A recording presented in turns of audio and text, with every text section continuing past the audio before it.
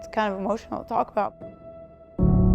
I ate good, I slept, I took my medicines so I could go for 2 hours every day and get what I would say was the best therapy, the best drug that there was. And for 2 hours, you're not sick. It's what you love. It's basketball. When things get hard, you think you're gonna be broken? You don't let nothing break you. Nothing. We're fighters. That's who we are. Go out there and fight tonight. That's it. It ain't about winning. It ain't about losing. It's about our fight. And let's have it today. My path hasn't always been easy in this profession. I knew I wanted to be a head coach. I eventually get an opportunity to work on Coach Summit's staff to make $800. At the time I was making mid-40s, and I said I'll do it because I wanted to learn from the best. It really molded me to who I am today.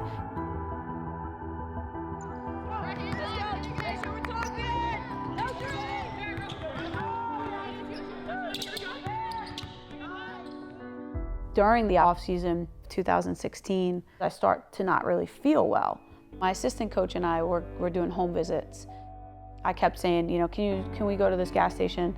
I need to get some tampons. And she was like, you need to go to the doctors. She's like, I've been with you now for 2 weeks and you're constantly asking me to stop. So I'm in and out of, you know, doctor's offices. They call me back. They say, look, it looks like you have a solid mass. I had to go down to Chapel Hill. My oncologist, she sees me, we're gonna remove this. And she's like, you know, everything is gonna be fine. Everything's gonna work out. I woke up, I was in recovery, and she said, Angel, you know, you had a full hysterectomy and they found cancer.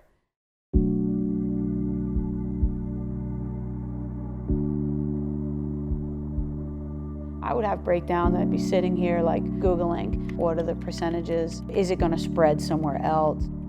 Am I gonna die? I finally get the opportunity that I want in life, and now I'm gonna have to fight for my life. Am I prepared to do this? I thought about my mom. Here was a woman in her 50s, and they find her with lung cancer. Never smoked a day in her life. She worked in a hospital. She'd be like at her desk, and then she would go have her chemo, and then she would either go home for the day or go back to work. I think that she taught me the greatest lesson, that if while you're fighting you have a bigger purpose, that you can get through it. So it was like, I can do this. I can have my chemo, and then tomorrow I can be back on the court with my team. I'd had the team meeting like every day in my mind. Here they come back for their team meeting to start the summer.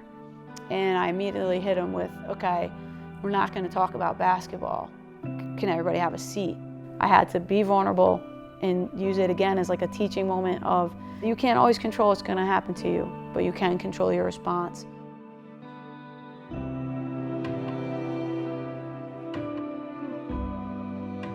I struggled with saying, I'm gonna fight this, but I'm gonna keep it private, then realizing I can't keep it private because my body's changing and it's visible to everybody. My brother came because I was really struggling with my hair, and he, you know, edged me up in his terms. Before games, I would be in my hotel room being like, can I do this? Is this right? It's kind of emotional to talk about, but it's like, no one treated me like I had cancer. So I was like, just go, and for 2 hours, you don't have cancer, you're not sick, just do it.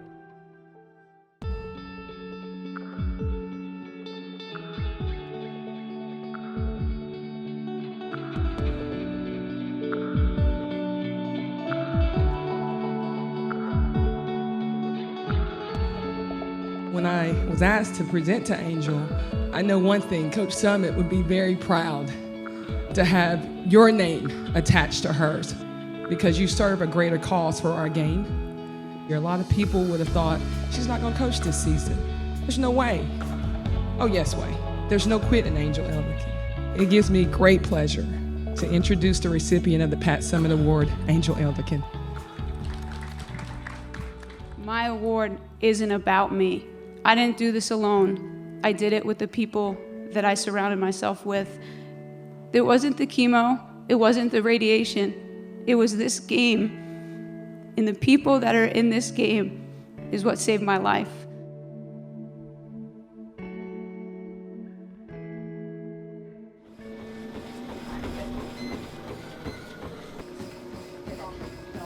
With the type of cancer that I had, you're not fully cured until 5 years. Every 3 months, I'm in Chapel Hill getting a test. Once we hit 3 years, the percentages of reoccurrence go down, which I'll hit that this off season. Ring this bell 3 times well. It's told to clearly say, my treatment's done, this course is run, and I'm on my way.